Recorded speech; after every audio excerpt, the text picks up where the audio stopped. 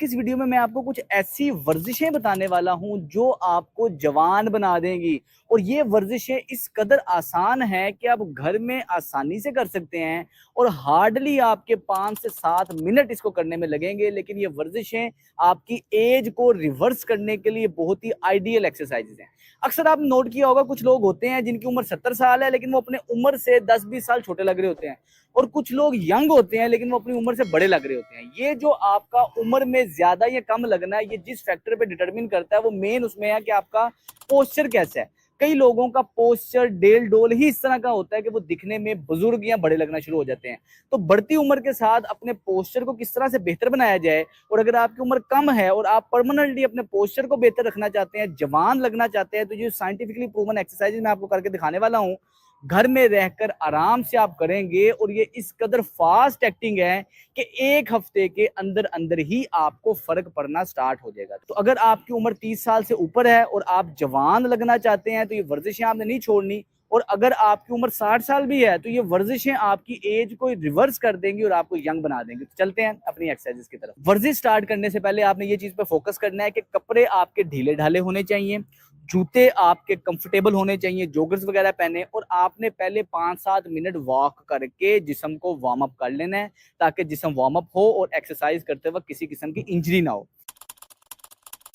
सबसे पहली एक्सरसाइज आपने क्या करनी है, टांगे इस पोजीशन में पांव खोल लेने हैं और इस पोजीशन में आपने आराम से नीचे बैठना है। ऐसे नीचे बैठ के अपने बाजू से अपने घुटनों को ऐसे बाहर की तरफ ये खोलना है। ये अब इसे हो ये रहा है कि जैसे हमारी एज बढ़ती है, ऑफिस के अंदर बैठने का काम होता है, ज्यादा देर बैठने से हमारे ये अडक्टर के मसल्स ना वीक हो जाते हैं। तो ये अडक्टर के मसल्स की टाइटनेस को कम रखने के लिए वर्जिश बड़ी बेहतरीन है। यहां से आपने क्या करना है, एक हाथ ऊपर की तरफ इसको इधर ही प्रेस रखना है, ये हाथ ऊपर की तरफ लेके जाएंगे, फिर वापस आ जाएंगे। मेक श्योर इसमें ये करना है, वर्जिश करते वक्त आपको दर्द नहीं होनी चाहिए। जिन लोगों को कमर में मसला है, घुटनों में मसला है, वो एहतियात से करें। अगर आप पूरा नीचे नहीं बैठ सकते, इतना बैठ सकते हैं, आप इतना बैठ के कर लें, कोई मसला नहीं है। लेकिन आपने 30-30 सेकंड करना है और दोनों तरफ करना है। दूसरी एक्सरसाइज ये है, पाँव हल्के खोल लेने हैं। अब आपने स्क्वाट पोजीशन में, जिस बैठ के लगाते हैं, उठक बैठक की पोजीशन में आना, खुद को रोक के रखना है। अगर आप मुझे साइड से देखें, इस पोजीशन में रोक के रखूंगा मैं अपने आप को। इधर आपने रोक के रखना है और 60 सेकंड तक आपने रोक के रखना है। करते वक्त डिस्कंफर्ट होगा क्योंकि जोर लग रहा है, जाहिर सी बात है, लेकिन 60 सेकंड तक आप रोक के रखेंगे, आपके सारे पोस्चर के मसल टाइट और मजबूत होंगे। फर्ज करें आपने किया, 10 सेकंड बाद आप थक गए, खड़े हुए, सांस लें, टांग हिला लें, कंधे हिला लें, फिर दोबारा से इस पोजीशन में खुद को रोक के रखें। जहां थक जाए 10 सेकंड 20 सेकंड करनी है, 1 मिनट है, 1 मिनट से ज्यादा ये वर्जिश नहीं करनी, और 1 मिनट तक तो करनी ही करनी है लाजमी। जहां थके फिर खड़े हैं, मूवमेंट करें। बढ़ती उम्र के साथ घुटनों का दर्द, आर्थराइटिस, कमर का दर्द सिर्फ और सिर्फ इस वर्जिश से बेहतरी की तरफ आएगा। और जिन लोगों का ब्लड प्रेशर कंट्रोल नहीं रहता, उनके लिए भी वर्जिश बड़ी बेहतरीन है, क्योंकि ये आइसोमेट्रिक एक्सरसाइज है।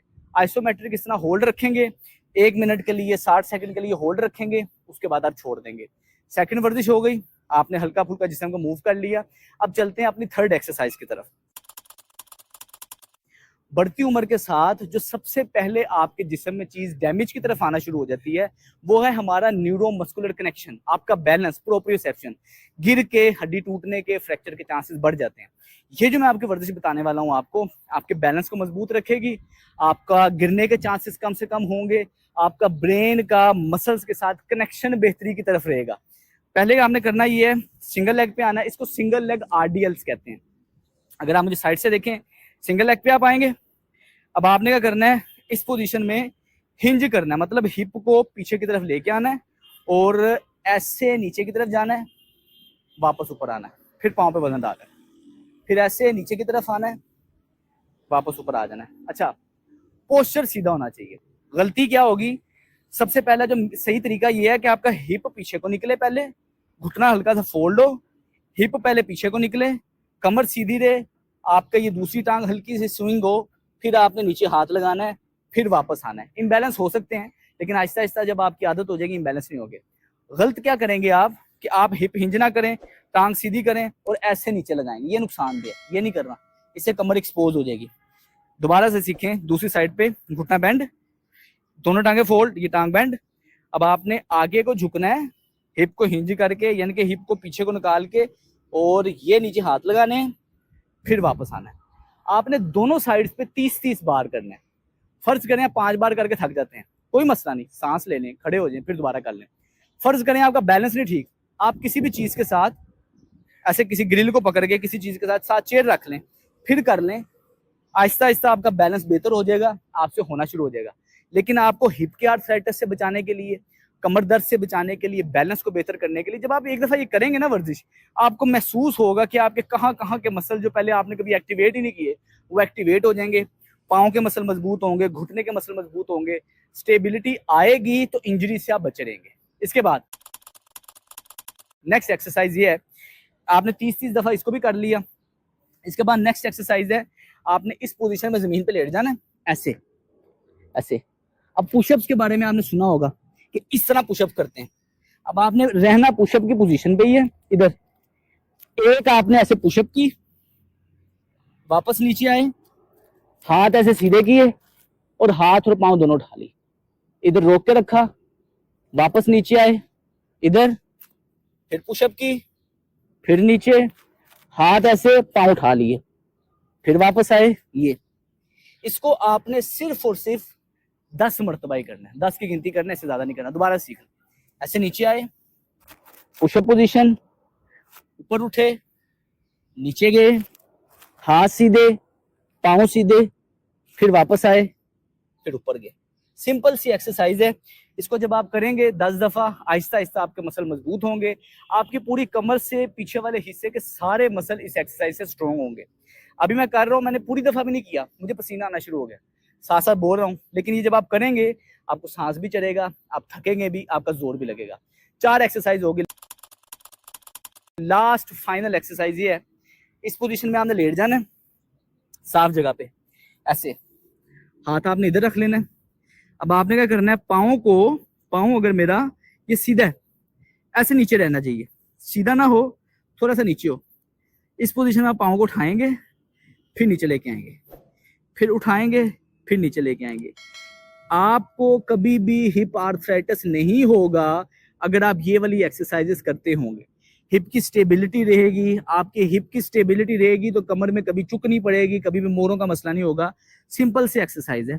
आपने आराम से करवट ली, पाँव अंदर की तरफ मूव किया, उठाया, फिर नीचे, फिर उठाया, फिर नीचे। जब आप करेंगे जोर लगेगा, आप थकेंगे।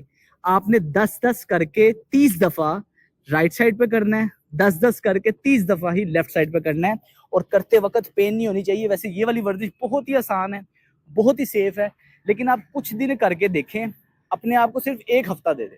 अगर आप 1 हफ्ता ये एक्सरसाइज रेगुलर कर लेते हैं, आपको अपने मूड में चेंजिंग फील होगी, बहुत अच्छा लगेगा, मसल की मजबूती आपको खुद फील होगी, खुद कॉन्फिडेंट फील होंगे, खुद जो झुके झुके आप चलते हैं, झुके झुके नहीं चलेंगे, आपका पोस्चर सीधा रहेगा। सिंपल सी एक्सरसाइज है, मेल फीमेल दोनों के लिए इफेक्टिव है।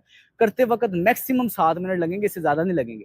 वीडियो में बताते हुए ज्यादा टाइम लग रहा है, लेकिन जब आप घर में खुद करेंगे आपको हार्डली 7 मिनट लगेंगे।